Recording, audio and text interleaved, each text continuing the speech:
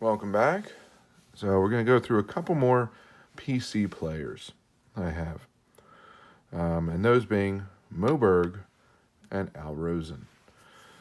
So both Jewish players.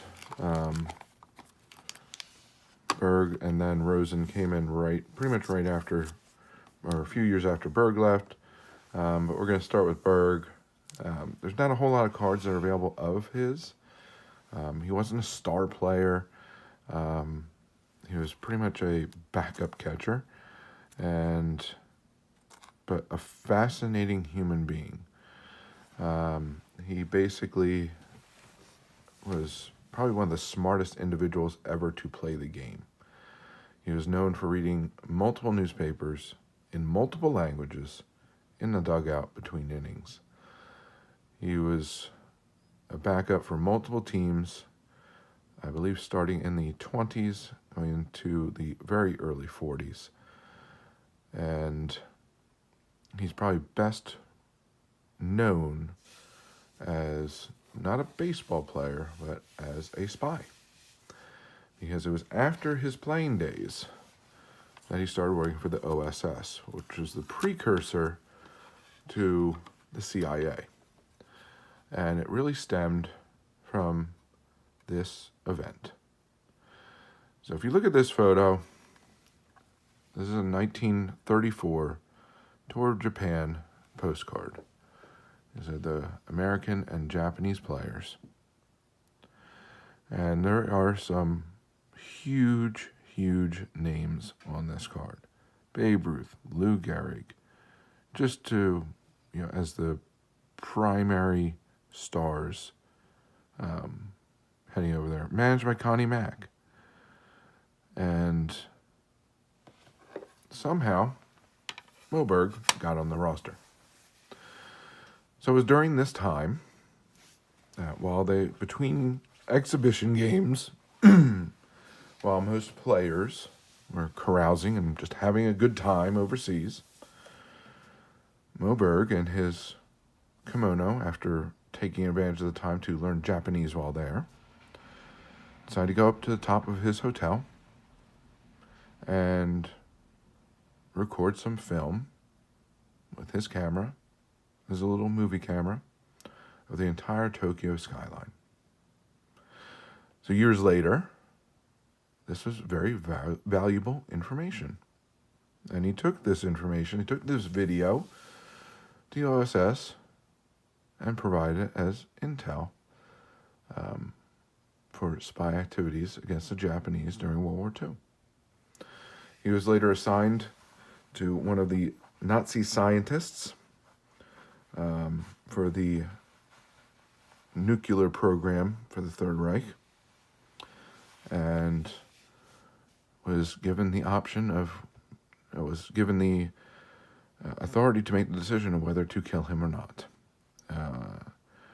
As it turns out, the Nazis weren't as advanced as many people thought, and he did not have to pull the trigger. But he used his skills, both as an absolutely phenomenal intellect, to both learn the language and learn the physics associated with the nuclear armaments.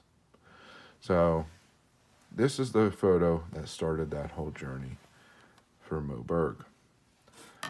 Beyond the kind of the spy aspect, I do have some cards of his. 3 cards, 2 different cards actually, but 3 cards total. This is a 1939 play ball and SGC3. The thing with his cards is they are phenomenally expensive at times to get them in good grades.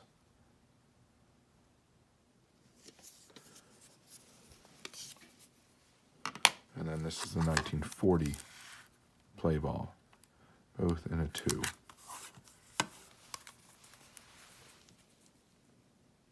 And this has a little mark on it.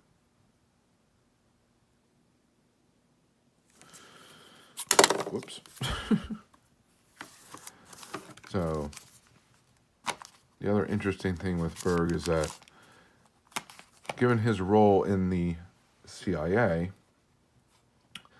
so his rookie card, his 1933 Gowdy rookie card is the only rookie card on display at CIA headquarters in Quantico, Virginia. So just a little baseball card fact there for you. So next up is another interesting player, in my opinion, is Al Rosen. So Al Rosen was a third baseman for the Cleveland Indians, actually signed by Hank Greenberg, I believe, while he was GM of Cleveland. And he was an MVP player, but unfortunately injuries just completely wrecked his career. Probably could have been a Hall of Fame player if he didn't have to miss so much time. But if you look at his splits, his 162 splits, just great numbers. So this is the little collection I have. The benefit of Rosen is he's rather inexpensive. So to put a nice collection together of his cards is pretty reasonable.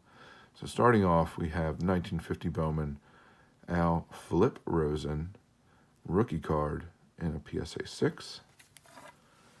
And then you have that same card, is a 50 Bowman rookie card, but the auto version of it. And we have another auto here. This time the card is actually graded as a 4. Next up, we have a 1951 Berg Ross autographed Rosen card. A 1951 Bowman in a 4, non-auto. And a 53 Bowman in a 4.5. And a 53 Bowman color in a 5.5. We have 53 Topps autograph. And a 54 Dandy potato chips in a 3. And a 54 Red Heart dog food autographed. And a 55 Topps in a 7 off center. Top to bottom. Oh, technically it's left to right, but when you proper orientation, top to bottom. And then we have that same card autographed. And we have another auto of that same card.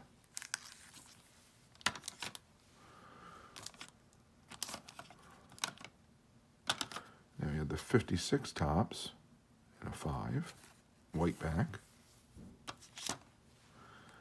And we have the 56 Topps again, this time autoed. So this is the facsimile, and then his actual auto is right here. And then jumping ahead, we have the 75 Topps 53 MVP card with Rosen and Campanella in a 7.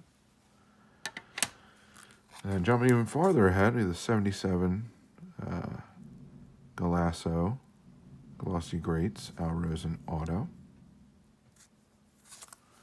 And finally, we have 2005 SP Legendary Cuts Glory Days Materials Al Rosen Jersey Auto. So that is the Rosen collection. So I'm trying to both get, for Rosen, I'm trying to both get a non-autoed set of his Plain Days cards, as well as an autographed set of his Plain Days cards.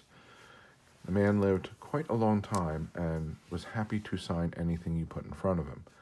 So there are a number of autographs out there, and they're very inexpensive. We're talking the $10 to $20 range for slabbed, autographed, original Plain Days cards. A couple exceptions here. His autographed rookies are not going to be as cheap. Some of the rarer cards aren't going to be as cheap, but overall, it's a very affordable collection to put together. So that is the Al Rosen and Mo Berg PC as it stands right now. So I hope that you enjoyed the video. Hope you enjoyed me showing off these the lesser known PCs, or not as popular PCs.